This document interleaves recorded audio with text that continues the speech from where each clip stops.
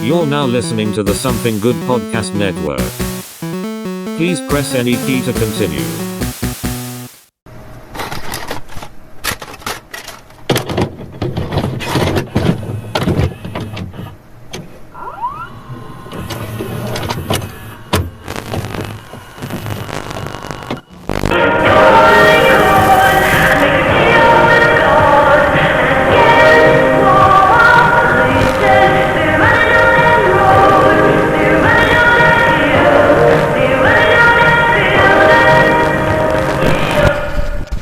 Scared asshole.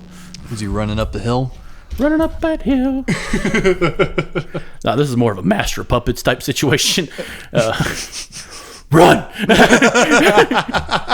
Yeah, you don't run to Kate Bush. You run to Metallica. You guys Amy about that shit. And on that note, welcome to this week's edition of The Couch Bro Tatoes. Part 2 of our Stranger Things breakdown. I'm Alex. This is Chris. Yes. I about said Cap, just like because it fucked with me a little bit. Well, Cap's taking a slow ass time watching this series, so. Yeah. And hell, just between the two of us talking, we only had 3 episodes, and we did a whole one of our episodes. So just having old Tennessee with us just slow that down even more. Hey, I do a 9-part series on this show. I don't give a fuck. An episode per episode. Yeah, like a half episode.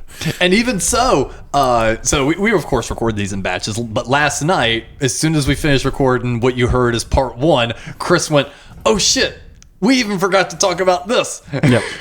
In episode 3, the monster of the superhero. Thing that took me out of it is not as complex as some fans were. But going back to that real quick. Hey, it's the Mikey thing. Like, if you listen to Mikey's episode on when he was with us with Obi-Wan, he was talking about, he's like, the stupidest things take him out of a show. Like in Avengers Endgame, when the rat pressed the button that let Scott Lang's van get freed, or took him out of the negative. That's what took him out of it, not the fact that a mythological god hung out with a steroid-induced propaganda man. Yeah, no. And basically Iron Batman fought an alien from space, but the rat that just, moonwalked on a fucking dash took him out of it. Yep. So, again, things take people out of shit for different reasons. What took you out? But mine's justified. Oh. So Nancy and Robin are basically, this goes back to episode 3, are conning their way through an asylum to talk to Freddy. Robert Englund's character, and they get found out, and they're being escorted by 2 guards. One of those guards, though, is very obese. And quite large. And Robin said very carefully to Nancy, she's like, "I don't think I can run in these shoes." But they both just take off like track stars. And the guards are keeping up. Now, one, I understand. Okay, he probably a little bit of athleticism, secret athleticism. But this dude was running a 440. This dude had to be, probably 6 feet tall, 400 pound. And this dude was running this motherfucker down. And I'm just like, that is fucking bullshit. I'm like, he would have had a stroke after the first, half click. And I'm just like, what the fuck? Is he a bad guy? Is he part of VECNA's thing? He's just like, no. So it's like, again, in a series of demons and spirits and upside down parallel universes, that's what took you out of it. Yeah, but we don't see super athleticism in this fucking show either. You're right. We see a lot of fast-moving bicycles. That's about it. The only crazy athleticism we see is Steve Harrington, and guess what? He's built for it. Yeah. Wasn't he in the football team? He was on the basketball team. Basketball team. That's Remember, what he tried to do one-on-one with Billy Hargrave. That motherfucker's like, racism. Oh. And then he's like, "I like you, kid, because you're white." But chapter 4, Dear Billy. It was a sad episode. It was. But it opens up with Joyce and Murray deliver the ransom payment to the Antonov. the Antonov's contact, Yuri. But he drugs them, planning to turn them and Hopper and Antonov over to the Russians for a larger profit. So basically you get the backstabbing Russian. Yeah. And this, Hopper escapes the prison camp, and the way he escapes it, so he's able to get the shackle off, and he's able to there's a distraction, and I like Yuri is able like that one in a million. The guy looks at him. He's like, he's "You proud son of a bitch." But he fights that guy, that Russian dude in that cabin, and I'm just like, that's a knockdown, drag out fight. You're gonna have to kill this dude. Yeah, and he does. He drops this motherfucker hard and blows up 3 of them. Yeah, and like gets a snowmobile, and Yuri's just like smoking a cigarette, like fuck yeah. Yeah, I'm just like, yeah, he killed like 4 of your coworkers. Like, I don't give a shit. I don't give a shit. But back to Joyce and Murray.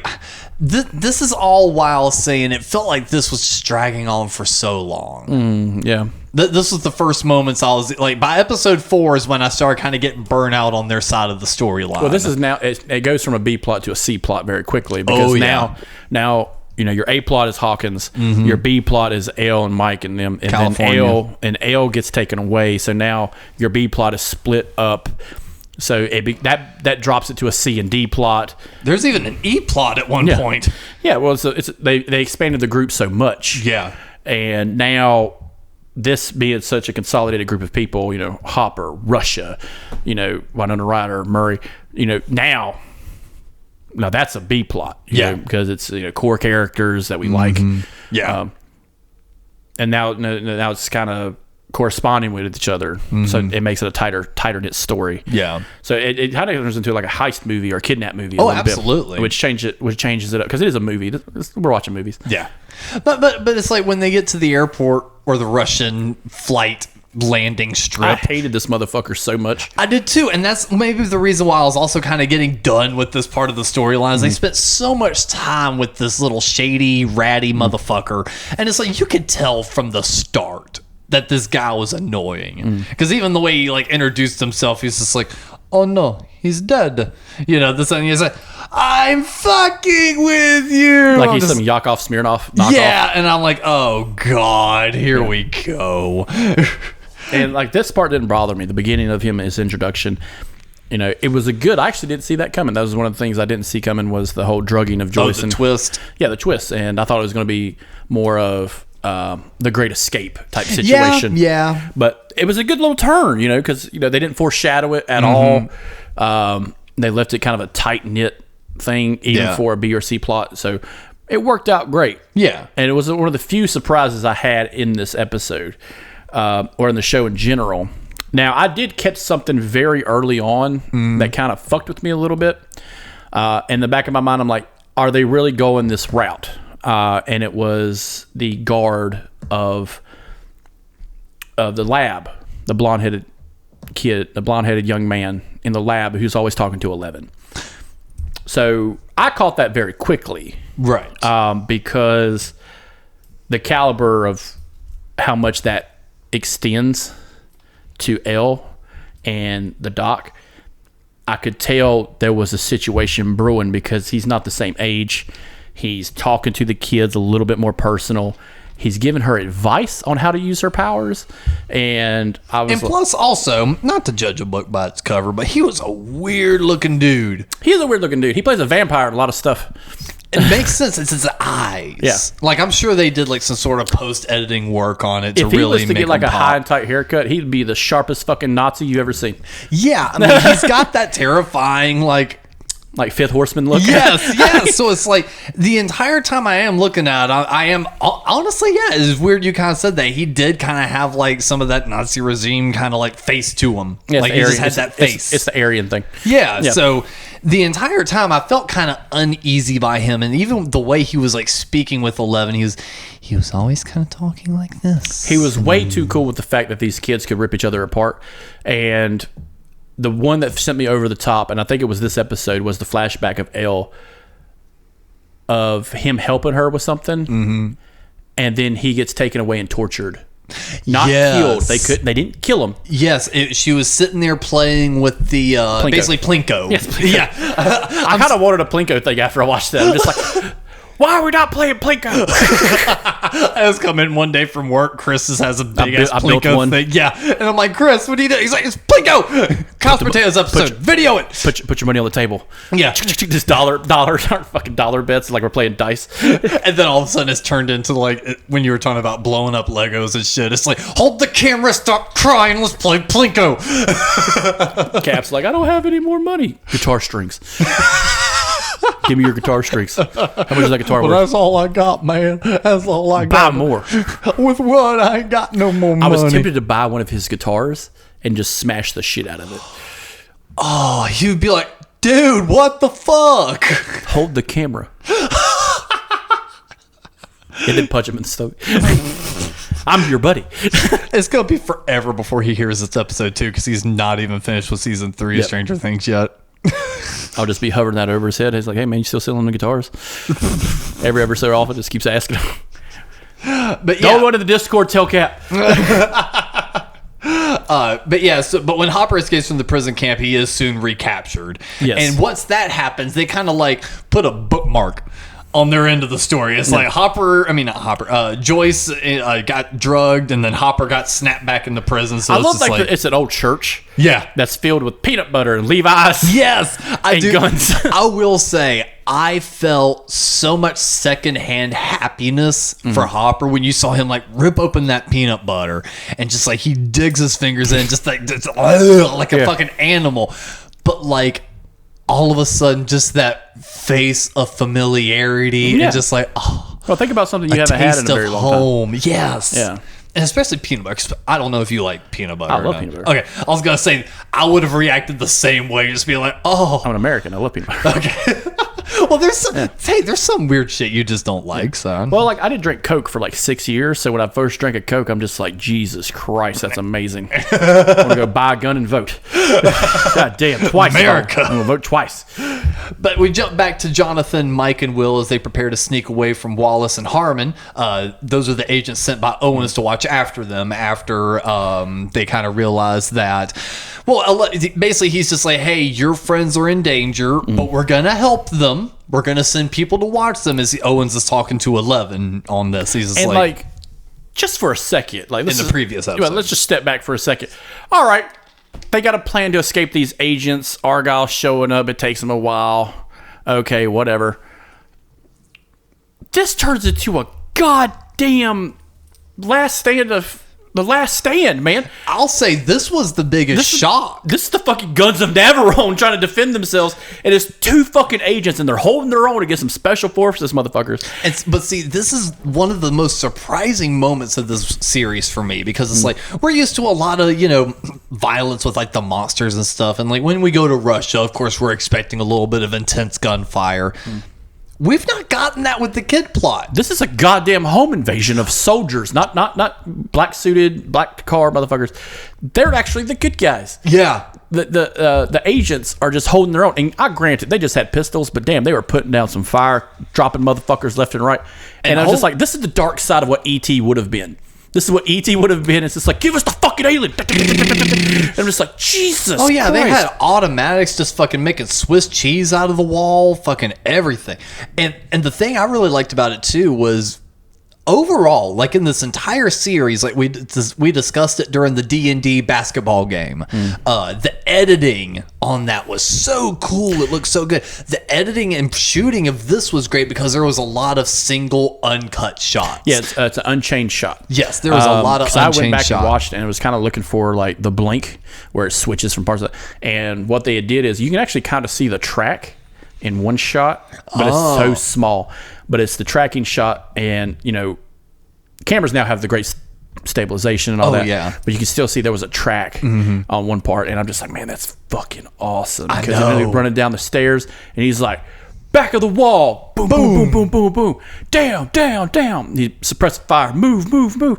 And the whole time Argyle is just like listening to Pass the Dutchie and just rolling up on a van. And he's in his own happy world, putting pineapple on pizza. And I love Jonathan and Will and Mike. Hit the fucking gas! Why? Why? and it's like tap, tap, tap, and like a few bullets hit the car. He's like, gone. And they got the agent with them. They were able to get the agent out. Yeah. And he's done. Like, he's basically fucking done. Yeah. But he's trying to tell him, he's like, look, you know, Nina, something about blah, blah, blah, Nina. and he hands him a pen or some shit. Yeah. And they have no idea what's going on. And Argyle's kind of freaking out, which rightfully he should. Yes, but not only is he smoking a substance that causes paranoia, but now it's the government. Well, I was gonna say, but think about poor Argyle. He's just hanging out in a pizza joint, making some food, smoking a little weed, listening to some fun Rastafarian. All right, he's got to go pick up his friends. All of a sudden, they're screaming, "Go, go, go! Run, run, run!" as they're dragging someone out that's bleeding out in their arms as bullets are ricocheting off your delivery van. Poor guy. I'm surprised he didn't have a mental breakdown by the end of this. So he went there to deliver pizza with the whole intent of hanging out, burning one down with Jonathan, and leaving. Not international fugitives from the U.S. military with a dead government agent in the back of his van with 3 kids he pretty much just kidnapped. Yeah.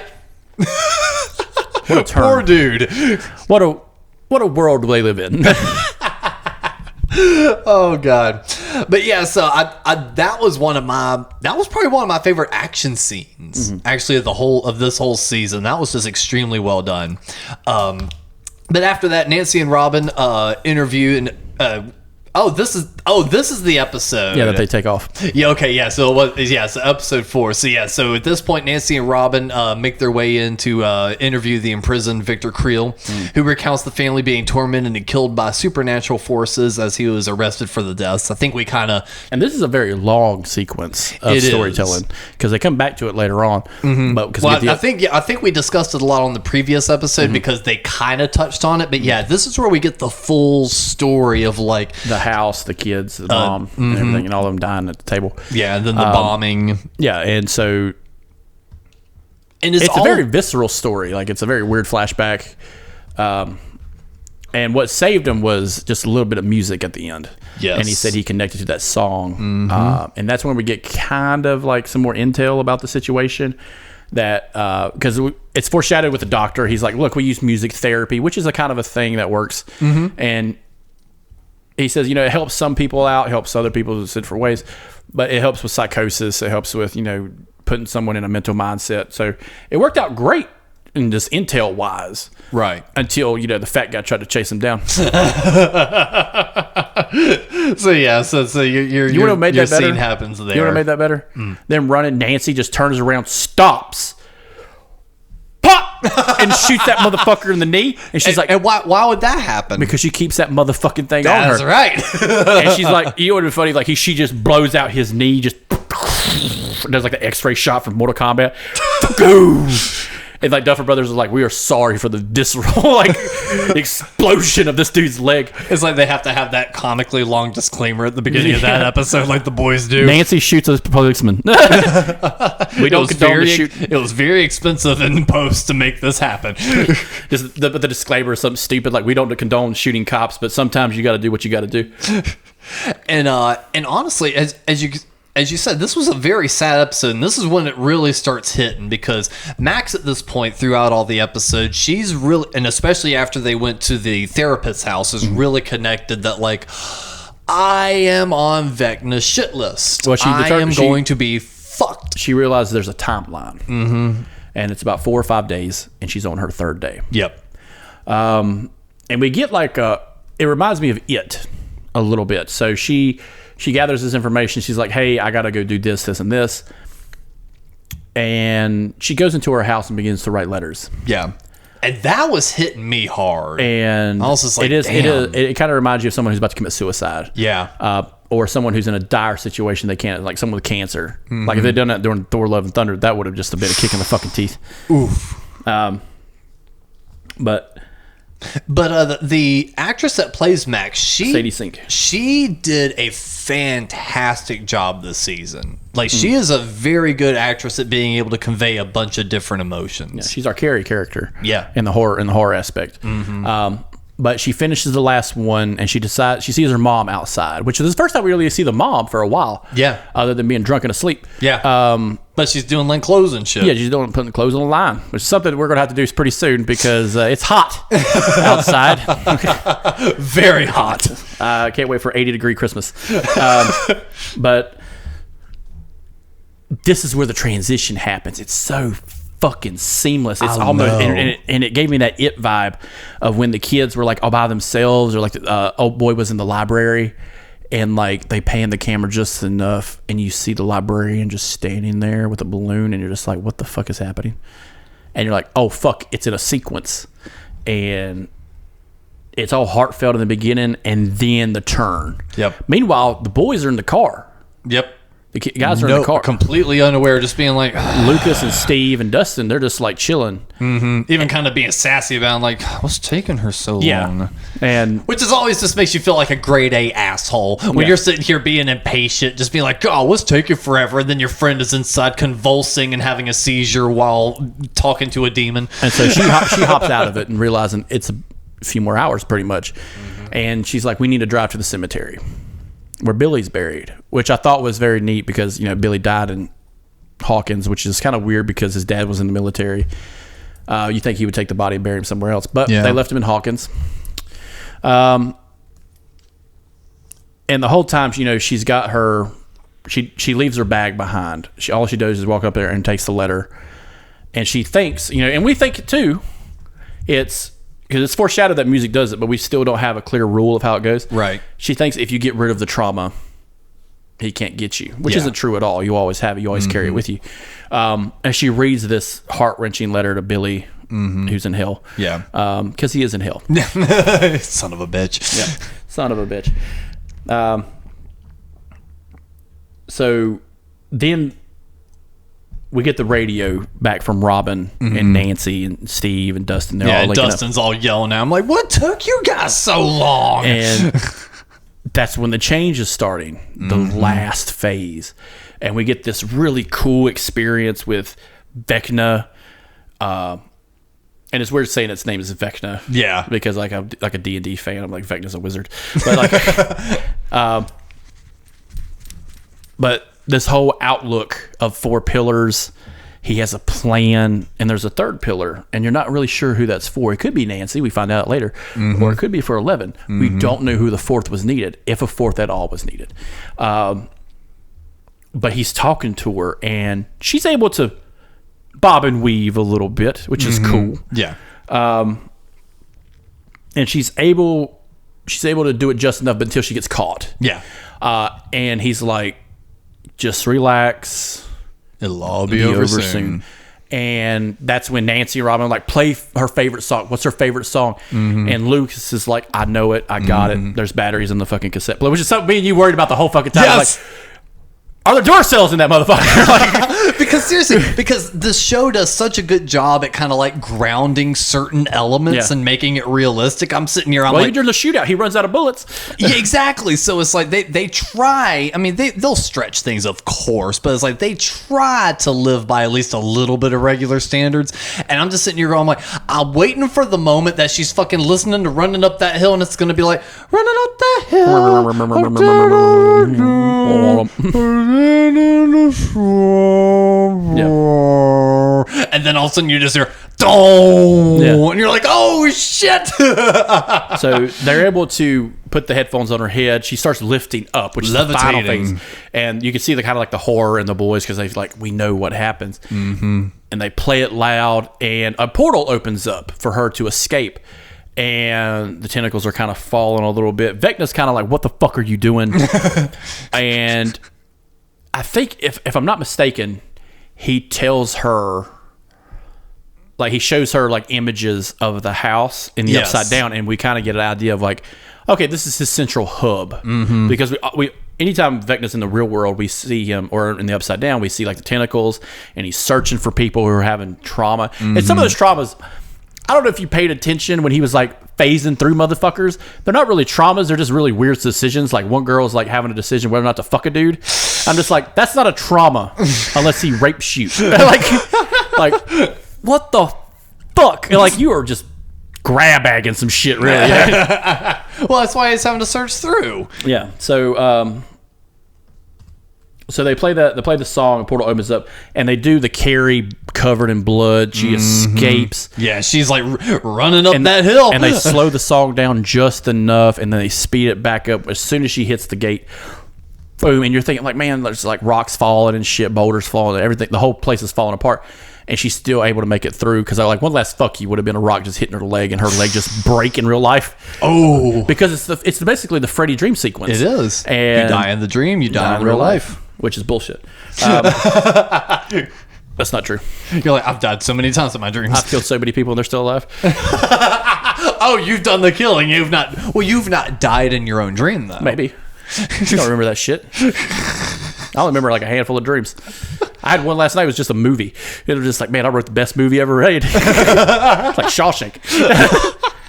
I'd be terrified to see a movie you legit write and directed. Dude, let me tell you, later on I'll tell you about where I think, because we've talked about this before, but when I listen to music, I picture like a movie scene. Yeah. I was listening to fucking Kill 'Em All on the way up. Of course you were. Of course, yeah.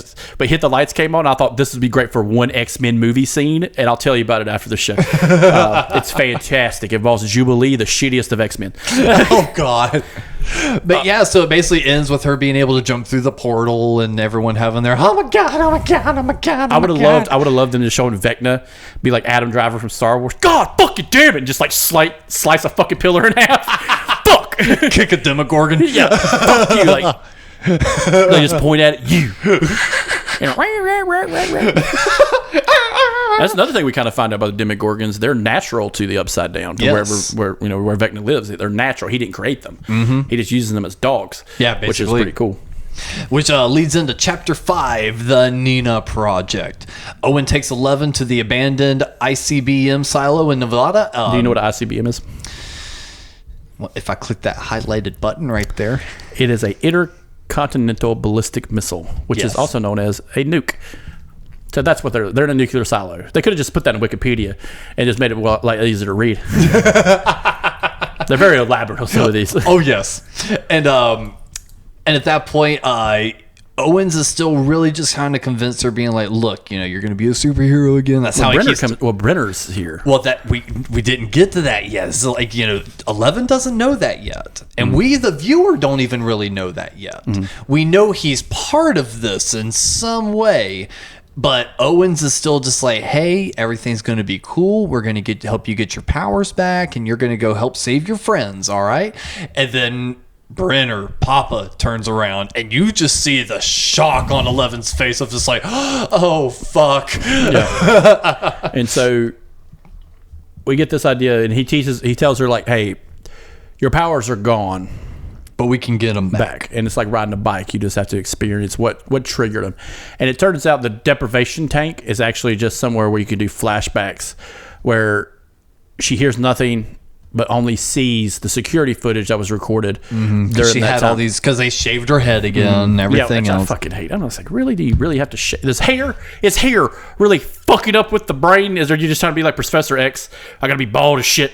Like, I know. I agree. And the thing is like, and 11 was happy with her hair. Like, she was happy to have hair. Like, when you saw her, like, finally growing it out, that was, like, one of those scenes they showed in, like, season 2 or 3. She was just like, I like hair. I hate when they do that as a trope. Like, someone's super smart, they have to be bald. Yeah. I'm just like, that's fucking stupid. Yeah. So it's like I enjoyed Jane. That's the one highlight of the X-Men movies with James McAvoy as Professor X. He's got a fucking badass mane of hair.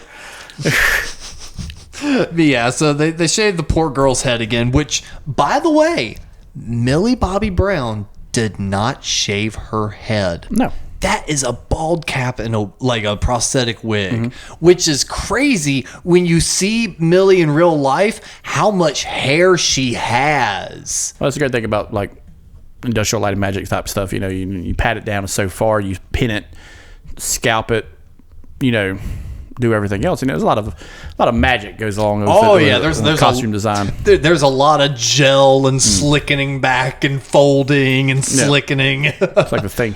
Oh yeah. But no, so again, props to the VFX department. awesome job on that one because They canceled 4 Netflix shows to get these guys. Well, it's because I genuinely thought that the actress shaved her head again. I was like, damn, Millie, I mean, you must really like this series. But no, bald cap. Props pays to her them. fucking money. Yeah, that's fucking truth. Because I've only seen her in a handful of other things. Yeah, really. So at that point, 11 attempts to escape, but then she escapes briefly, but then regains her powers in the process, which convinces her to continue with the experiment. So she's not powerful enough. No, and she's kind of was shown. I forget exactly how she got taken down. I think she just overexerted herself. Yeah, so she got tired. She baby Yoda'd herself. But we get some really cool, callback scenes from like back when she was real little, which they did a lot of de-aging and like size modification. Mm-hmm. And we find out, out of the group of kids, that and this is it's kind of a plot hole, but it's kind of not. We don't see the kids from season 2, but we do find out in the show that there's multiple facilities in a one-line call away from Owens. He's like, hey, this is the Hawkins facility. We didn't have this problem at the other facility, which I was like, good. You didn't do that because they're all a bunch of little white kids. Well, so someone actually went into a dive on that because we see number 5 in season 2. You actually don't see number 5 in any lineups. No, because it's the one-line dialogue. Hey, there's another facility for other stuff. So that was, they actually went smart on that one. Number 5 never showed up in any of the lineups or any of the scenes, so she was always safe from the insanity that was ensuing. But we see what the Project Nina is about. It's about bringing back memories. That will, and you're getting a whole lot more of that creepy dude talking with. That's 11. real big in the dive episode. Yes, the next episode. But we go back to the Argyle and the gang, the Scooby Gang.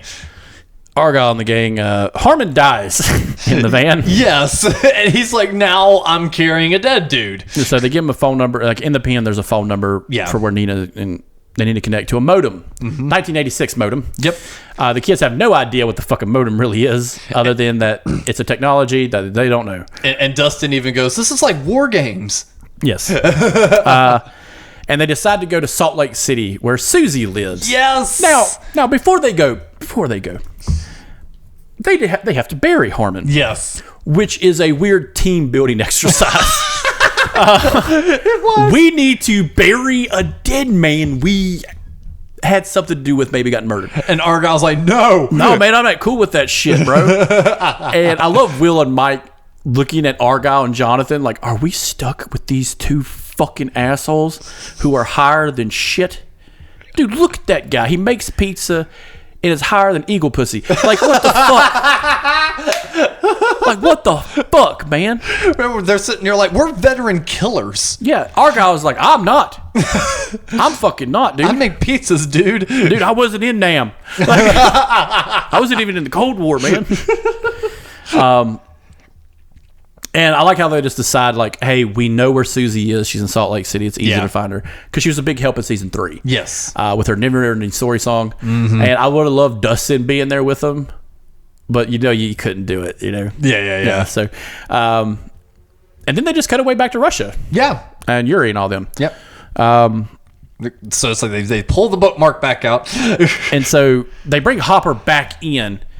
And Antonov gets a phone call. And it's the guy on the other end. He's like, oh, I turned you in, motherfucker. And then they swarm him at the phone booth. Yep. It's just like, you motherfucker. Yeah. So it's kind of like one last. Yeah, because he was just like, he's like, the only thing more valuable than 2 Americans? A Russia that's turned on his country. It's just like, oh, you fucker. So they get him on the plane. And this is the plane scene, which I love. Joyce is actually the one kind of smart enough and like, hey, I could probably get out. And Murray's like, I could use my karate on him. And Joyce is like, no. Who's going to fly the plane, dumbass? And he's like, no, I could use my karate. They break one of his jars of peanut butter. And Peanut Butter Man didn't like that shit at all. But goddamn, did Murray fuck this dude up? Dude, they fucked him up. Oh yeah, because the entire time you're sitting, you're going, it's like, I can't wait for Murray to make an ass of himself. Oh, you get like kicked in the teeth or some shit. Because he's like that guy that says he knows karate but doesn't know karate. Yeah, he probably watched some Bruce Lee movies. Yeah, so I'm just like, oh my god, I can't wait to see what the hell. Oh my god. And what was it? My fingers are needles. My fists are iron, and I'm just like, my feet are daggers. I'm like, what the fuck are you doing? That's actually a quote from like some old sensei or something. Yeah. That was on one of those nerdy. But like she says, videos are you I a watched. black belt? He's like, no, I'm a brown belt or some shit. It's like the first belt you get after a white belt. But you know, he puts it on him, dude. He fucks him up, and they crash. Yes, of course. All the peanut butter's gone. R.I.P. R.I.P. J.I.F. But they crash land in the wilderness. But then it cuts back to another scene. Like, all it does is crash. We don't see nothing else. Nope. And you can kind of assume maybe they're dead. They wouldn't kill him. They have plot armor. Yep. He has karate, and Joyce has psychosis. Joyce is Joyce. Yep. But it goes back to the cool kids. Yes. Max, Lucas, Steven, Dustin.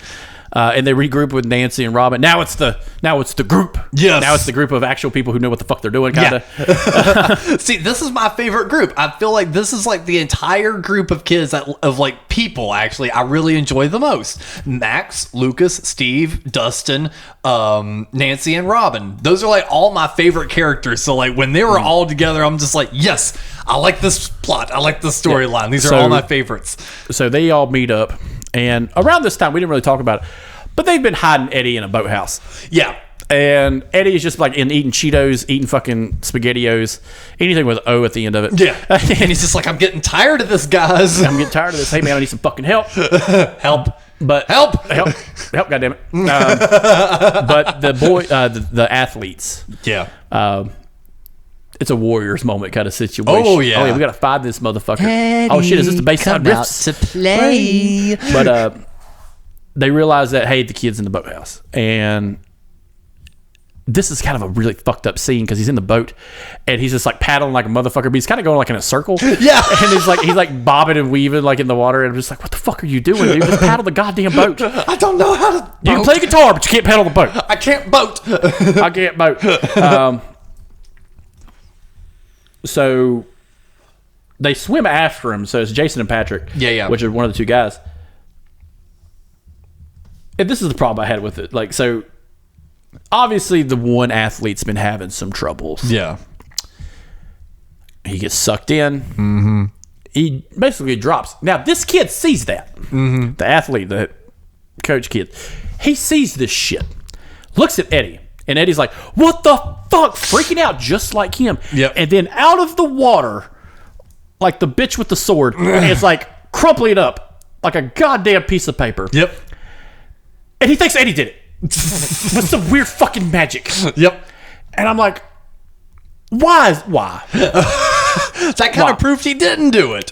Actually, it proves that the kid did it. The athlete did it because now he knows two of the people murdered. Oh, and shit. He's been at both locations. Oh, shit. If I'm a cop, I'm him this motherfucker up. Yeah, getting really? a tail hey, no, this is the athlete. He was strong enough. He knew both of them. He may have been involved in drugs. One was a cheerleader. One was his teammate. Maybe Eddie tried to save her. Oh. If I'm a corrupt cop, that's what I'm doing.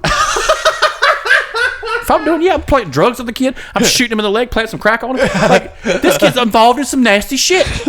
Save the D&D kid. Yeah, like, what the fuck? It's not satanic panic. It's just white privilege. Like, that's the real satanic panic. Yeah, Ted Bundy did it. Oh, yeah. By the way, this is 1986. All this is happening while Jeffrey Dahmer and Ted Bundy are just moonwalking across the country, just killing motherfuckers and eating them. So there's like, it's a good thing this VECNA thing's happening. This is really taking the heat up. What of a time to be alive. So the cops show up. Yeah. VECNA, this is his third. So he only needs 4. Yep. And Max was the 4th. So he kind of speeds up his plan a little bit, which I like. Yeah. And the cops show up and Eddie's gone. Yeah. Eddie's back in the woods. Good. Yeah. Stay away, Eddie. And that kind of like dovetails our fucking last episode of episode 5. I remember this was the episode me and you watched, and we saw, we're like, oh man, what an episode. And then we're like, getting up, stretching. Oh yeah, because it was started to continue watching. Well, because one of the things we kind of glossed over was they all run off. The fun crew go run off to investigate the Creel house, and while they were doing that, they kind of realize all the connections and all that weird stuff. And I think they find out light. Yes, the light bright situation type thing. It activates when VECNA's around, when there's light or when there's movement within the underneath, under whatever. Yeah, upside down, whatever. Yeah, so it's like we were finding out like some really cool like in-universe rules and situations that were going to clearly come into play later. And yeah, the way they wrapped up this episode was just like, all right, bravo, that's cool, because we heard it was going to be split into two parts. So we were just like, okay, this makes a logical sense for them to stop. What a bookend. What a bookend. This is just great. And then I look at the TV and it says next episode and it starts loading. I'm like, what the fuck? I'm like, and we were like, we have one more episode. Well, because when we watched it, I looked at my phone. Hey, when did the new episode? It was like the 23rd, and it's like, oh man, we gotta wait 2 days. Okay. Yeah. Wrong. Fucking wrong. Yeah, so we were just like, okay, cool, we have one more episode. And we said that for like 3 episodes. We did. Yeah, so episode 6, or chapter 6 rather, The Dive. And at this point, this is when we start getting a lot more of the backstory of the orderly, the little creepy dude, that's kind of been lurking in the corner and just having little choice things to say every so often. But throughout this episode, we really get a lot more, not really of his backstory, but just a lot more of who and what he is. And the lab. We get a lot of the lab story. Yes. It turns out she was being ostracized. She was being bullied by the other kids, by 2, 3, 4, and 5, the older kids.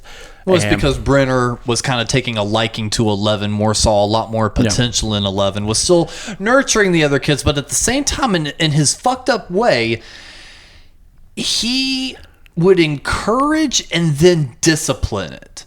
It's the same thing as like telling the kids, yeah, you can have cookies before dinner, but then fussing at them for eating the cookies before dinner. It's like you're fostering this an animosity toward 11, but anytime they act on it, they get beaten essentially. Yeah. Well, it in this episode alone, there's 2 stories of this. So we have favoritism, a tribe mentality. All right, she doesn't fit, and one of the things they do is one-on-ones. And which is a fucked up kind of a situation because he makes the smallest kid fight the strongest kid. Yeah. And they whittle down and like, hey, last man standing gets an extra hour of playtime. And 11's the last one. And the orderly, VECNA or whatever. Yeah. Basically tells him, he's like, don't shrink away from this. You got this. Mm-hmm. And holy shit, it's like an X-Men fight almost. Oh yeah. And she puts that motherfucker down. Wham. And that was the turn of the group. They're like, oh, she's being babied because she has this power. That means I'm not worth anything to the group. So now the group turns into a tribe against her. And we get that in the other half of the episode, which I'm going to gloss over, but Hopper is sent to the other prison. Yeah. Now, they talk about, hey, if you escape, you'll be sent to somewhere worse, and then you'll die. Right. Like, it's guaranteed death. That's because they feed them to a Demogorgon. Yeah. And it's a last man standing kind of thing. Mm-hmm. Same setup. They do the last meal, which I thought was kind of weird. Yeah. And I'm like, why are they doing this? And then I realized very quickly it was, oh, no. They're fattening these guys up. Yeah. Like pigs. Yep. And, Hopper and he speaks a little bit of Russian, but not enough. So he uses Yuri as a fucking, or not, Antov. Yeah. As a translator. He's like, I fought this fucking thing before. You ain't going to fight it. No. No, I'll tell you how to kill it. And this is actually the first time we're really hearing Hopper speak. Yeah. In this whole series. Like, any other time he's spoken, it's been just in very short, like, can you do yada yada? Okay. But this is like the first time we're really hearing him talk. And it's interesting that it's the first time we're really hearing him speak in full sentence dialogue is when he's talking about his past. I got a werewolf vibe like the howling, like when they're sitting around talking about the werewolf in the woods. Yeah. They're like, nah, I've seen it. It tore 3 men down before I could escape. Like, or the Jaws conversation where he talks about the shark. It's got dark eyes like doll's eyes. I'm just like, yep, like Mikey. He's got doll's eyes. That's what Tiki likes saying about. He's like, he's got doll's eyes, man. All them shrooms he takes in the woods. But right before all that happens, the gang actually show up to Susie's house. And let's talk about Susie's house. I have no idea what kind of like situation is going on in that house. It seems like a fucking asylum. Well, they're definitely fucking. Yeah, there's a lot of goddamn kids, but they're latchkey kids, and they're all in the same house. 2 of them are actors. Like 2 of them want to be like horror actors. One's like the fucking Scorsese. He's like, give me a death rattle. Yes. One's a wild fucking animal. Uh-huh. Susie's the only one with some semblance of fucking straightforwardness, but she's risky as shit because she's on the roof fucking with an antenna. Yeah.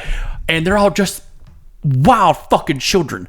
At first, I thought her parents were probably dead in the couch or something, like dead in a freezer. Yes. But we see that there is a babysitter of sorts, which is probably the oldest sibling. Yeah. The mom figure, but who's also probably the oldest kid. It sounded like Shameless. It was. It was like Shameless.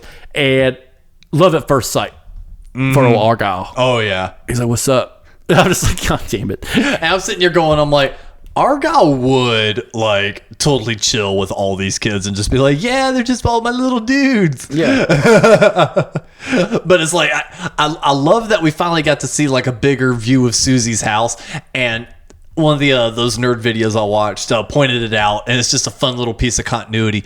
On the wall is all of the kids' names, and it kind of works like a school where you have like the sticker system, you know, and all of the kids had 0 marks except for Susie. She had 1 mark, and it's because she changed Dustin's grade in the system in the first episode, and she got caught for it. And she didn't get caught. She told on herself. Oh yeah, that's what it was. Because she has guilt. Yes, which is fucking stupid. She's like, my Jesus photo, and I just felt guilty. She's a Mormon. Yeah, because they're in Salt Lake City. Yeah, most likely she's a fucking Mormon, and that's why there's always so many fucking kids. But that's why she couldn't really fully help, is because she's like, I got my computer taken Susie away. into saying, hey, there's going to be a new Nintendo out soon. Yeah. They basically caught her to the fake Super Nintendo that's coming in the 90s. Yeah. So I just love the con on that one. She's like, hey, we just need to find this, and this. And they're like, what the fuck is the internet? She's like, it's the goddamn future. Boop, boop, boop. Click. And I just would let's fuck you to these fucking houses. Like, I'm the king of internet. And it's just like, this is war games. It's like, and but yeah, so after Hopper and them have their big rallying speech, Hopper does wind up pickpocketing a lighter, which you're kind of wondering, is like, you know, oh, is he going to try use, you know, fire against it? But at the same time, you're like, what's a little flame gonna fucking do for all this? Zippo. Yeah, and like Zippos don't go out. Well, that's the thing. Let's think about Zippos. That's the product. Like you know, flick a bic. Yeah, it flicks every time. But no, they do the whole fake fight, and he pickpockets it, and he's like, we got a chance now. Yep. And then he's talking about who is this Joyce and this 11 you're talking about, and he's like, it's my family. And then we hear about Antov's family. Yep. His son. You know, he's like, we got to fight them all, man. And it's that million. He's like, American, we got a 1 in a million shot, which I love. Like that's a cool little callback constantly. It's just like, and it kind of sets the stage of failure a little bit. Like these guys can die. Oh yeah. Please, like we're told before the season even starts, like 5 people of major importance will die, and I'm just like, that's season 5. I hope they all die really at the end, and it's all a giant D&D game. They're all older, played by fucking older actors. That's the overarching theory right now, is that the Duffer Brothers are basically adapting that very first D&D book and just calling it Stranger Things. Yeah. So it's because if it's all a dream sequence or some shit like that, it's gonna be pissing off a lot of people. No, I don't think it'd be a dream sequence, but just like a version, an adaptation of that first book as a multi-part series. Yeah. I can imagine them all older, like Jessica Chastain, fucking Bill Hader, Eddie Murphy, and fucking all of them just sitting around a table, just talking like, "Hey man, you were back in the day." We had some wild games, man. Yeah, it was all just a game, and it's all set in like 2000. But yeah. So Joyce and Murray kind of do like an alt decision for old Yuri. Yes, he's like, "We can leave you here and let the bears get you." And I'm just like, oh my god, Murray would never do that. He's not a fucking monster. But at this point, I love when Yuri starts talking in the accent, like he does like that quick shave, and he's just like, "Hello." Yeah, and Murray speaks Russian. Yeah, and like he because he's pretending to be Yuri. When he finds out no one's actually ever seen Yuri. Yeah, they just know Yuri. And he's able to gag this motherfucker and like walk in with two hostages, no security. Basically, he's just like, "Hey, tell me what's going on." He's like, "Oh man, you're about to see the coolest fight you've ever seen in your fucking life. Look at this fucking ludus we created with these people that are about to die." It's a little Coliseum. We like to watch this a lot. And it's like, oh man, they're going to prepare. Like this is going to be the fight with the Demogorgon. And then it cuts again. Yeah. And I will say, some people, like some shows, would have a really hard time juggling this many plot points and making it kind of flow. But it's like, at no point did I feel like we were getting yanked around. It felt like everything just kind of flowed the right way. Some moments were like, oh, that's the end of that part, man. Oh, we're going to have to wait a little. I'm going to have to wait 30, 40 minutes till we go back to it. I think what it was, they were trying to tell a coherent story in a linear timeline, like a lateral timeline. Not a linear, but a lateral. Yeah. So like, hey, while this is going on, they're over here. While this is going on, they're over here. There's only one part where it doesn't make sense, where it's nighttime in both areas. And I'm just like, it can't be nighttime in Russia. It'd be nighttime in the Midwest. Okay, like, let's knock that shit out. Stop it. All right, I know about time. I know about chronomancy. Yeah, so, and again, it's the weirdest things that take us out of shows. I swear to God. I saw it was like nighttime at both times. I was like, no, don't do that. At this point, Jason galvanizes Hawkins' residents into a town hall meeting against Eddie because of the supposed satanic cult. And this is again those moments where you're just like, I hate this motherfucker. Oh yeah. Oh man. People loved watching this motherfucker die. Oh yeah. Like there was another meme of what would you feed the characters, and it showed Jason as like a bullet. I'd feed that motherfucker a bullet. Yes. But he tells him he's that bitch from The Mist. Yes. He's like, this is God's judgment. These are Satanists. These are unchristians who are terrorizing our town. The thing in the mall, that was a lie. The cops are lying. At no point do the cops like step down from the stage, baton that motherfucker in the back of the neck, pull a gun, pop into church and be like, listen, motherfuckers, we're the goddamn government. Shut the fuck up. I know. He was getting away with a lot more free speech than they would have allowed in the mid-'80s. Wasn't Hopper. Because Hopper would hop down that motherfucking stage, put him in a headlock. He's like, you see this? This is how I take the air out of every fucking one of you. All right? Look at him. Watch the light leave his eyes. I'll kill him. I swear to God, I'll fucking kill him. Like, we'll never win a basketball game again. Because Hopper don't fuck around. But yeah, this kid was getting a whole lot more free speech on a government stage than you would have gotten in 1986. And then we go, and then we're cut back to the cool crew. Yes, the cool crew. Favorite crew, best crew. The Steve crew. So at this point, they're kind of deciding how to split up. Well, they find the rock. Yeah. The certain rock or whatever. And Dustin and Steve get in this weird-ass argument about how a compass works. Yes. And he's like, look, you motherfuckers, there's something wrong. Yeah. All right? And he's just like, no, you just don't know how to use a compass, dude. And I'm just like, if I was Dustin, I'd be like, fuck you, Dad. No, it'd be fuck you, Mom. Yeah, fuck you, Mom. Well, now he has two strong single parents. Yes. Eddie and Dustin. Eddie and Steve. Well, but that's also kind of caused a little bit of a rift between Steve and Dustin also, because Dustin's been spending a lot more time with Eddie, and Steve is kind of hurt by it a little bit, but is like totally not willing to admit it even to himself. Yeah. So, Steve's doing his own thing with Robin. Yeah. Pretty much, he's going out with random fucking girls that try to meet up to the standard of Nancy. And he's a man. Yeah. And so is Eddie. But like, they're the diametrically opposite of what they would be in school. You know, a guy who's failed, who plays fucking punk rock music or something, does D&D, and Steve, who graduated with probably good grades and an athlete. Yeah. So, you got two sides of a coin. And it kind of creates a cool dynamic for Dustin. Yeah. So, like, because he could be either or, but it's Dustin. It's Dustin. It's just Dustin. He's going to be his own thing. Yeah. So they realize there's another gate that when Ale probably closed the gate, no, the gate's open, but they don't know why. And this is kind of like a cool little callback to where these people die. And we got a little flashback in a few episodes beforehand of the agents going to Eddie's trailer and seeing that big giant, what looks like a mold spot, and that's a gate too. Yep. So wherever the kids die, there's a gate. Yep. And Dustin kind of is able to extrapolate that a little bit, but it's not before they talk with Susie. Yeah. Not Susie. Erica, I think. No, well, or was they're it able Max? No, Dustin's able to say, like, look, wherever they go, because they use the compass because it works like a North Pole. Yeah. And so the compass is pointing north where it's actually supposed to be west or some shit.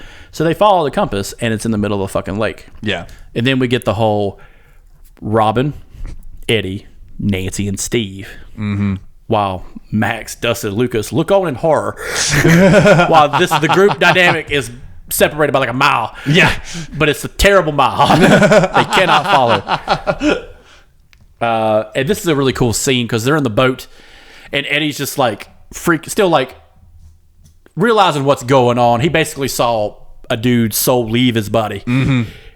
And the rest of the group are calm because this is in their first word. Even Robin's like, I fought Russians in a basement of a mall. I'm the shit. All right, get fucked. Yeah.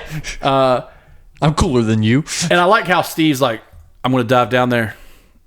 And just takes his shirt off. Yeah. And like you look at Eddie like, God damn it. Fuck you, dude. And Nancy's like, she's not even in the water, but she's wet as hell. Like,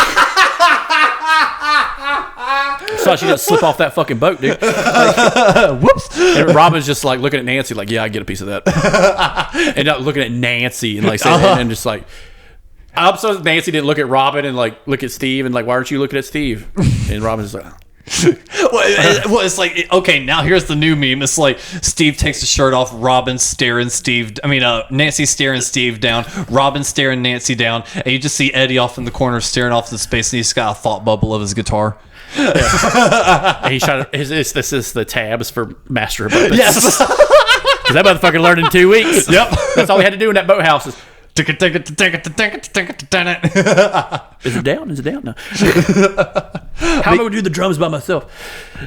But yeah, so Steve winds up diving down to inspect it, and then he winds up getting yanked into the upside down where they find out it's a portal. And this is a cool shot, actually, because it reminds me about another horror movie that came out not long ago, because As Above, So Below. And they do a cool shot of, so like, here's the hole. And they see, in that movie, they see the hole above them, and they have to get up there. But it's actually below. No, it's below them. There's a hole, and it's like, and you look at it, and it's the sky. And so they're basically doing this number. Yeah, crawling upward and then around. And it's like, and Steve's getting fucked up. Like, I thought Steve legitimately was going to fucking die. I did too. Yeah. So by the time he gets yanked into the upside down, a tendril, he just basically gets yanked because as soon as he gets kind of close to it, one of those tendrils that Vecna has coming out of his back. Yep, steps on one. You never step on it. It's a hive mind. They're gonna find you. He gets yanked on in, and then all these fucking bats fucking start ascending on him, just munching on him, and I'm just like, oh fuck. I do like the fact that when Steve's about to jump in the water, Dustin's like, why is he taking his shirt off? Yeah, and Lucas is like, let me see. Yeah, what the fuck is he doing? And Max is just like, I got it. And this is like ogling Steve. Yeah. And then Nancy and Robin are like, we got to jump in there. And Eddie's like, what the fuck are you talking about? Fuck him. He's dead. Like, no. What are you doing? Now he's left alone in the boat. And he's like, I don't know what to do now. Last time I was in a boat, I saw a man come out of the water and die. Like, it's a great little face he makes, like, oh, fuck, who am I hanging out with? These goddamn Suicide Squad motherfuckers. I thought I did some shit in D&D. What the fuck is this? And that's when the cops show up in the woods. Yeah. And they're like, oh, fuck, I found a murderer, found a body. And there's like Dustin Lucas and them as a dip. And Max is with them. And it's like, we got to distract them from the other crew. Yes. Which works out pretty good in the long run. It does. And it leads us into Chapter 7, The Massacre at Hawkins' Lab. I would love to see just an album cover called The Massacre, like some Bat Out of Hell type artwork. Oh my God. You know, it would just be like one of those cool drawings you do. I don't know if you did it in art school where you draw a hallway, but it's just bloody handprints, doors half open, claws, marks everywhere. I'm just like, I think that's you, buddy. Yeah, that's just me. It's metal as fuck. No, I do shit similar. Yeah. But yeah, Chapter 7 opens up with Joyce, Murray, and Yuri basically sitting there witnessing Hopper and his fellow prisoners fighting the Demogorgon.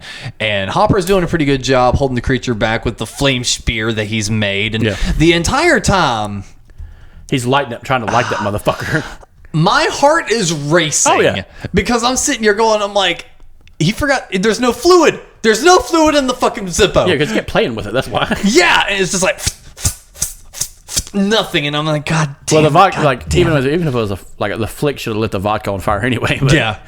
I'm just like, God damn it, dude, this is intense. Yeah, so he finally gets it lit, and he's like, he's actually doing this. He's holding his own at this point, and it allows Murray and Joyce to subdue the guards and open up the prison doors. Hopper and Antov escape, but barely. Like, they are like trying to slam this door in the fucking face, and like Hopper does like this boss fucking move where he just like throws the spear and it just goes like straight down the Demogorgon's throat. Oh no, this is a knuckle dragging fight. Yeah, and like, I love Murray is trying to tell that commander, he's like, open the fucking gate, and he's like, don't do it, you'll kill us all. And I'm just like, that is drive. This dude's gonna shoot you in the face, and you said you'd rather die, get shot in the face, and let everyone get killed by this goddamn creature. And then eventually he was just like, no, for Mother Russia. Yep. And then he's like, yep, and then just like stood there, it was just like held tight. He's like, nope, not doing it. Yep. But they do get the door open for a quick, and now they're stuck in like a breach room. Yeah, stuck between a rock and a hard place. Yeah, and I would have loved like a song to play while that fucking fight was going on. You know, that would have been cool. Yeah. I kept thinking, what would be a good song to fit that scene? And I'm just like, there's not a lot of good songs that would fit that fight scene. Yeah, that would have made sense. Jump in the fire. No, that comes later. That comes later. You're like, not yet. Not yet for that one. That was when Murray gets the flamethrower. Oh shit! Yeah. And like they're running, like they're running through the lab. Jump out the fire! Whoosh! But yeah, so they're kind of in that little middle section, and then all of a sudden one of the doors open. They're freaking out, but it's Joyce. And Joyce finally gets to see Hopper for the very first time. That is a fucking mindfuck of a scene. Yeah. No, and the thing is both actors... Because you felt nice that he had peanut butter. Oh, God. And now he's like, he's got his girl back. That paled in comparison to that hug and kiss he got. Yeah. It's just like, fuck peanut butter. But no, it's like that was one of those... That scene played so well because of the actors and actresses involved. They sold it so well because they've got a great chemistry together, Joyce and Hopper. Yeah. I think they really have a great on-screen chemistry. So I think if it had been with almost anyone else, it wouldn't have worked quite as well. Yeah. But between those two, it worked extremely well. But around this time, you know, it's Nancy... Steve, Eddie, and Robin. Now they're in the upside down. Yeah. And they're in kind of a tight spot. But before we get to that part, it's Dustin, Lucas, and Erica hanging out. They're hanging out at Mike's house, which the parents have all united because their kids are basically targets for a mob. Yeah. It's the first time you see all the parents interacting with each other. Yes, because they make eye contact during this town hall. They're like, he's talking about killing our kids. Mm-hmm. and you see Dustin's mom, Mike's mom and dad, Erica and her parents, and you're like, what the fuck is going on? Like, in a really fucked up kind of way. Yeah. And it's like, even all the super conservative, respectful parents are even just kind of sitting here going like, you're out of your goddamn mind, kid. Yeah, even they're just like, we come from a God-fearing, Bible-Belt area, but even you're acting a little crazy. We know our kids aren't into Satanism because they play this little fantasy game. Yeah. And so the cops show up, and they question them one by one. And I like this whole, like, prisoner's dilemma kind of thing. Shut the fuck up. Fuck the police. Like, kind of idea. Don't tell the cops a goddamn thing. Yeah. Fuck them. Fuck the police. Yeah. And they realize that, you know, there is a correspondence with the light and communication between it. And the fact that they're at Mike's house tells a lot, because Mike's house is very structured. Yeah. And you forget that they have another sibling. I keep forgetting that they have a small younger sister the whole fucking time. And I was thinking, you're going to kill a child, aren't you? You fucks. But yeah, so Dustin and Lucas theorize with Erica that the gates are where each of the murders happen. And I thought that was interesting, because I think it was Erica that even brought up a point of just being like, you know, well, how do we not know, you know, this is part of a greater plan, and, you know, that other portals aren't opening from these spots. Well, so they're in the Upside Down. Yeah. Our top tier characters. Yes, our teenagers. Teenagers are in the Upside Down, and Nancy's first thought, we're going to my house because it corresponds with everything. And what does Nancy go to their house for? She's got a fucking AK-47 that she stashed after the massacre at the mall. And I'm just like, hell yeah. They're going to get some guns. They're going to be lit. It's going to be the shit. Because Nancy. It's my fucking jam. And then they realize, oh shit, the Upside Down was created at one point in time. Yes, the day Will disappeared. Yes. The first time. And so I do find this interesting. So later on in the episode, we do learn a little bit more, so we'll get back to it. But the one question that they still haven't fully given an answer to, and I don't know if they ever will, was why was the Upside Down created? It's a habitat for VECNA. But okay, let's go ahead and get to the end of that. We'll revisit that, but put a pin in that. I think that's something we need to talk about. But yeah, both parties reunite. Well, before they do that, they're at her house. Yeah. They're at Nancy's house, and they hear the kids talking. Yeah. And they're like, we got to figure this shit out. And they do the light bright trick. Yes. Which works better than a fucking shit ton of lights. Well, Will didn't think of that. I know. But God damn it. Thank you for changing this up a little bit. Light bright that shit. Yeah, but they all grab... it's the bike scene. Yes. Everyone grab a bicycle. Yes, and the parents pedal like were a on motherfucker. Bikes. The kids were on bikes. And I'm just like, the parents are like, where the fuck are the kids? Yeah. And they're like, hey, you little bastard. Erica pulls out a fucking knife and goes... Psst, and like... punctures the cop's tire. Yeah. I'm like, bitch, you're going to jail for destruction of property. And it's the 80s. They're going to kick the shit out of you. Have fun. But yeah, they'd all meet up at Eddie's trailer. Yeah. And they're all able to get through the portal. And I like that they try to get through the portal and one of them falls through. Yeah. And they're like, fuck this. They get a mattress. And Eddie's just like, yeah, that stain on the mattress. Yeah, don't worry about that. Yeah. He said, no, it's fine. But right before all of them get out, Nancy gets stuck. Yeah. And Steve is freaking the fuck out. Rightfully he should. As I was too, because again, Nancy's one of my favorites, and I'm like, I all of a sudden I was joking about this at the end of the episode. I was like, I was turned into John Rudcorn. Not my sweet Nan. Not my sweet Nan, you son of a bitch. Leave her alone. And this one felt like a longer episode just because of, the conciseness of the story. Oh yeah. And so he doesn't target her as a sacrifice because he's already got Max on the plan. Yeah.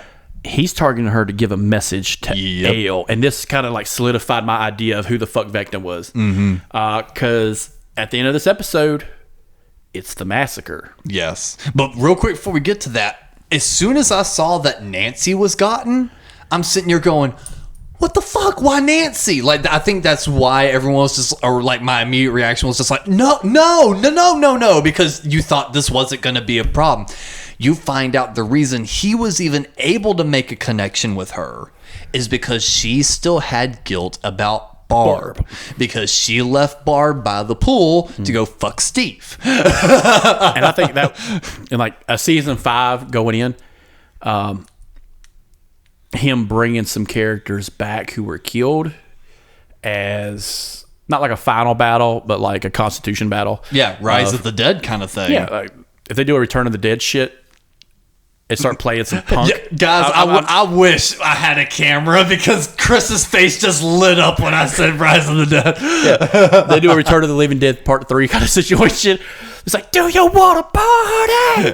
And I'm just like, fuck yeah. And he's a zombie in the background just ripping on some Metallica. Oh, God, dude. No, he's playing some Colt 45 or some shit.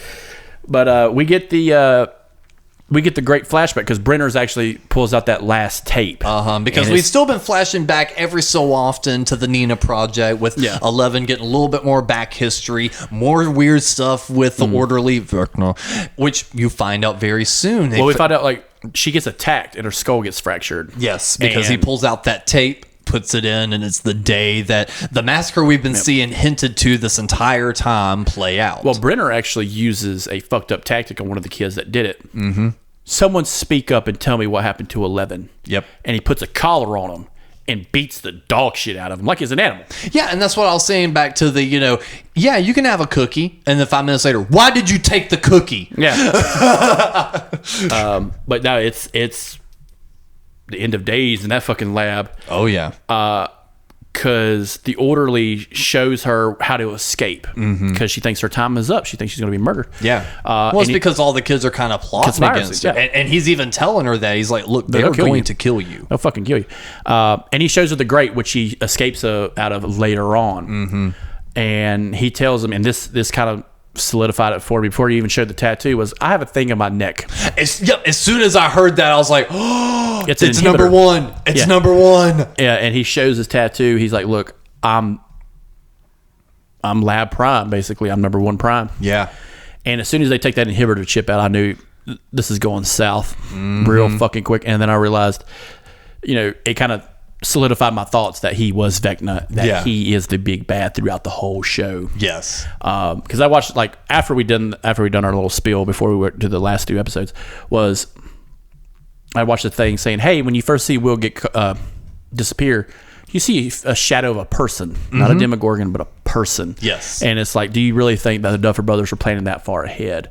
And that's a hard thing to say. I want to say yes, because, the reason being is the actor that plays Dustin, during a press run for season 1, he kind of gave plot points of season 4, where he said he thinks that it's one of the other numbers that created the Upside Down, and that's what they're having to deal with. So I honestly think the Duffer Brothers had it in mind, kind of gave them that thought of an overview, and knew that was just like, by the time we get to this, them kids are going to forget. And so we see that 11 realizes she's not the cause of the massacre. It actually was 1 because he removes that inhibitor chip, and then he just goes nutty. Starts fucking. He tries to tell 11, look, his name's Henry. Yeah. And he tells him, he's like, let me tell you how it got here. And then we go back to the haunted house scene, but it's from his perspective. He was torturing his family one by one until they died. And because the radio clicked on, he used too much of his power to kill his dad. And then he just fainted. Yep. Or faked his faint. And his dad's fate was sealed. Okay.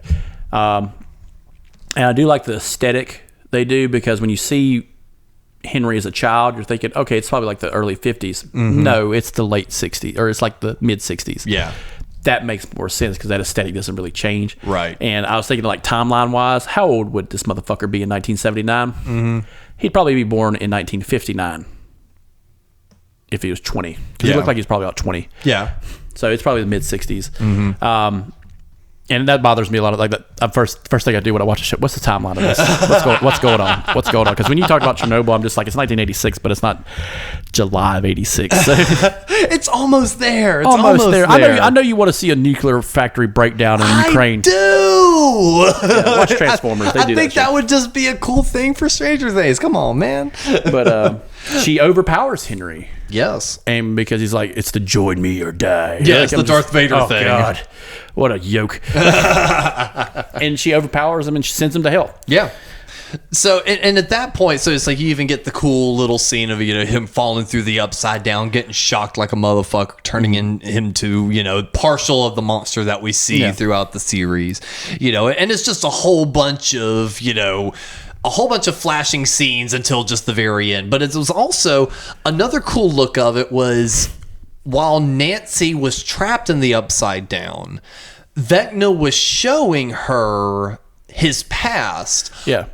Mirroring Henry telling 11 about his past. And it worked really cool because it's like during certain scenes you would see stuff and then you'd see Nancy kind of like peering off in the corner, like observing it. But it's like, it's an interesting concept because Nancy wasn't hearing what Henry was saying. Yeah. Nancy was only seeing what was happening. Yeah. So that was just a really cool blending of the two where it's like you have the narration to 11 versus what Nancy's only seeing and how it all just tied together. Yeah, and it's a cohesive story. Like, if they had ended it here, if they had just ended it here and didn't do the last 2 episodes that we'll do in the next another episode. Yeah. That would have been okay. Yeah, it would have been a gut punch. Yeah. But, like, he turns her loose and she gets out. And now it's, all right, everybody, we're spread thin. 3 of them are in Russia. A couple of them in California. A couple of them are in, the main group is still in Hawkins, and it's not looking good. No. And so this is the point I wanted to kind of talk about, and this is a good moment too because it's essentially where they end the episode anyway. So 11 overpowers Henry, knocks him up against the wall, and Avengers Infinity War Endgames dusts him into a greasy splat onto the wall into the upside down. Now, it was shown that the first time. Well, the Upside Down was created the day that Will disappeared. Mm-hmm. So does that mean... No. So Vecna created the Upside Down to mirror Hawkins the day Will disappeared. Right. When Henry hits the Upside Down, it is a barren wasteland. Yeah, the Upside Down is already created. Yeah, so the Upside Down as we know it was a different... platform. He created Hawkins as a mirror. Okay. So he creates his own habitat to stalk and murder people that he feels. And he goes after the most vulnerable. Who's more vulnerable than a child on a bicycle trying to get to the woods to his house? Mm-hmm. And that's where, like, we see he goes in the minds of people. And that's how he's able to form Hawkins itself. He's using the visuals that he's seeing through the eyes of other people. Okay. So he's creating a familiar void to terrorize these people.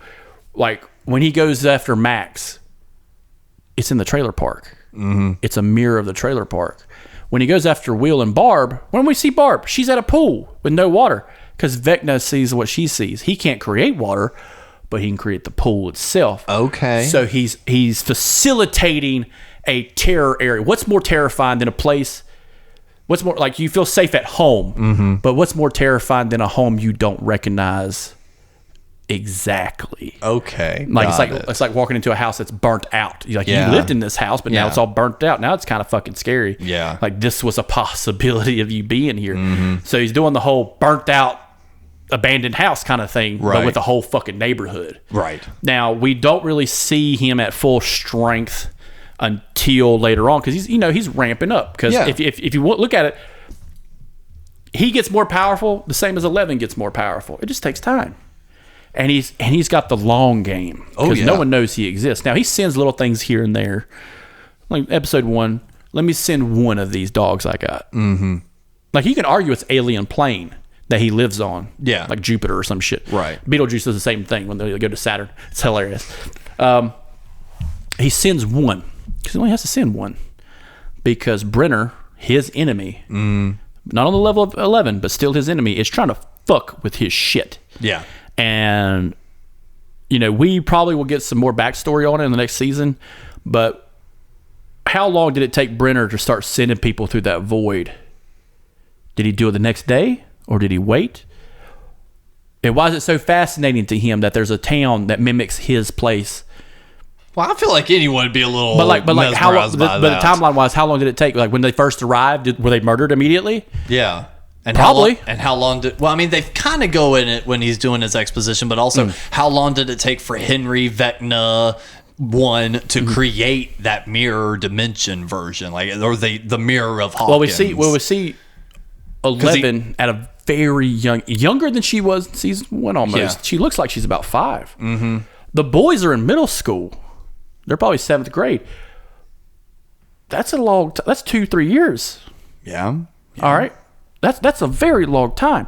So he's been ramping up, feeding his dogs on people who are going into the Upside Down because of Brenner. Yeah. And Brenner's still doing his fucking research, fucking with it, stealing shit probably. Yeah. You know? And, you know, on a horror aspect, it works great. It's no different than the world that Freddy creates. So when you go through Freddy's realm, you're in a industrialized factory with furnaces, because that's the last thing he saw. Well, Henry, the last thing he saw was the lab.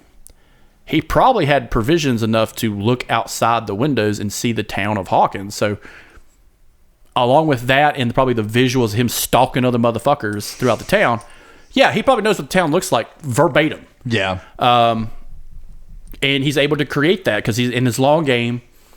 He's going to be terrorizing these people because he's creating a bridge. Yeah.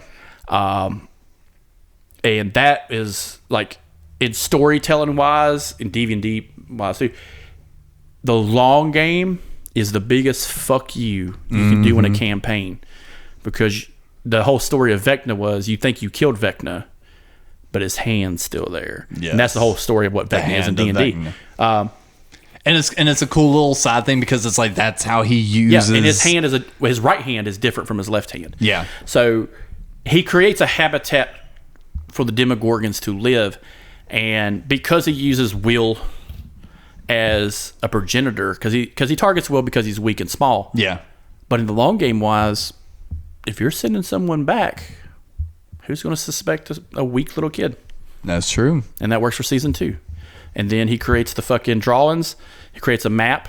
And VECNA, that doesn't bother VECNA because he sends more dogs. Mm-hmm. You know, he's testing the limits of a defense. Got it. And then you get the Billy Hargrave. It's like, let me see if I can show up in a form. Yeah. And let me see if I can recruit. Let me instead of fear, let me use hate. Let me find the most hateful motherfucker who's not only physically has a prowess to do it, but enough hate of the group themselves, because he hates his sister, he hates the little black kid that his sister taking out with, and he hates those fucking kids. And he targets people in the neighborhood, people who are susceptible. Yeah. Like the preppy girl that's hanging out with Billy. Yeah. Kills him, kills the parents. So he's testing the waters throughout the series.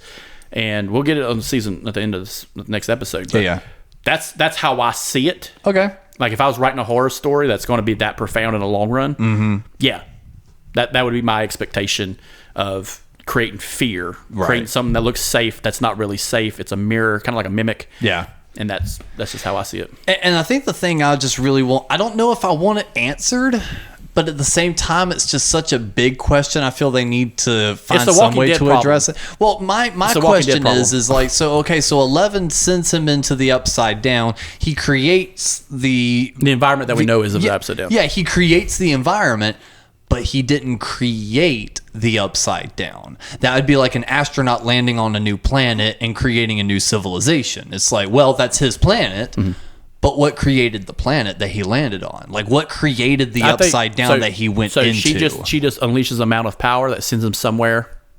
But where is that somewhere? That's my question. Is like, what was the beginning of the? What created the first Demogorgon? That's kind of maybe what I'm getting. You could argue it is exactly what I said it was, an alien planet that has a gateway. Okay. So a Stargate type situation. Right, she opens up a gate, and because the gate is there, because there is a connection through some type of psychosomatic thing, he's able to create his home again. Okay. So I'm willing to. I also just like it just being an analogy for hell. Like she just sent him to hell, and he created his own world within hell. Yeah. So like a great version of this is the movie Beetlejuice. they tell the dead people, like, hey, you can't leave your house. If you try to leave your house, a gateway to another planet, Saturn, will open up and you'll be killed by giant worms. No. But that happens in Beetlejuice. And they open up the door like, oh shit! It's a giant sandworm. It's going to try to eat them. That looks like a Tim Burton nightmare. Yeah. And that makes sense. Like, this is like, that's what heaven is, or hell is, or that's what limbo is. You can't escape. Yeah. But you could argue it's probably Jupiter or some shit. Like, I'm serious. Like, you could argue that. Yeah. Because it's a cloud. It's a land with clouds that are shooting lightning and fire everywhere. Jupiter's more blue, though. Jupiter's giant as fuck and cloudy with a giant red hole that is bigger than the Earth. Be Mars. Mars, yeah. It'd be Mars. But no, like you said, if they had just ended the season full stop there, that still would have been a satisfying thing. But hey, we've still got another 4 hours worth of content to scrub through. I'm ready. Let's do it. And we'll do it on part 3. Just do a big thing of Coke. Yeah. Let's do it. On part 3 of our retrospective of the season 4 Stranger Things. And I've been Alex. Chris, do you have any final thoughts on these episodes? Or what's your favorite moment of these episodes? My favorite moment? Yes. It's hard to say. Of episodes 4 through 7. Or 4 through 6, rather. I think just the fact of all the times Eddie freaks out is my favorite parts of the show. Like, we're in the boat. Yeah. And then in the boat. And he's like, fuck this. And he just jumps in the water. And it's just like, you see, what I really like is you see the new Upside Down. That was probably my favorite part, when you think Steve is going to die. Mm-hmm. And you see Robin and Nancy and Eddie kind of boot and rally to save him, and them trying to travel the Upside Down. Yeah.